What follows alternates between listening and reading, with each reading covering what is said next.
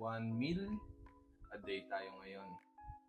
So, share ko lang yung aking first and last meal of the day. Time check muna tayo. Time check, 6:13 to be exact. So, nagbabalik pomad ako kasi medyo nagpapa-healthy ulit tayo. Kasi ginawa ko na to dati.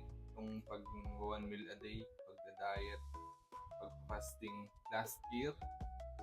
Problema, after 6 months, napabalik ulit ako. So, medyo nadagdagan yung timbang ko. At sana maging consistent na ako this time ulit. Tapos ito yung aking magiging meal ngayon. So, ito ay chicken breast. Tapos ito ay chop suey. Tapos syempre may konting rice tayo. And then, meron ako ditong soup. Ito ay nilagang tilapia na merong patatas at repolyo. So, ito yung magiging meal ko ngayong araw na to. So, ang ginagawa ko, naka-water fasting ako. Nagtatry ako ng, actually, ilang days na akong naka-OMAD, naka 1 meal a day. Pero mga 4 days na. Ngayon ko lang pinost. Ang ginagawa ko, water fasting. So, 24 hours water intake lang ako. Then, may konting, konting exercise. Pero hindi mabigla. Then, later on siguro after mga few weeks, itatry ko naman 36 hours fasting. Then, pag nakaya ko na, try ko din yung may mga napapanood kasi ako good sa katawan natin yung 72 hours fasting. So, try din natin yan.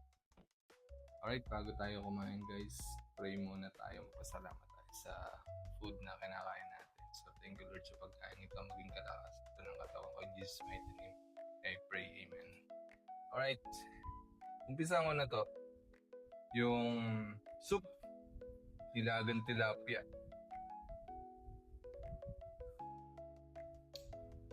Sarap. Ang sarap sa pakiramdam pag ganito yung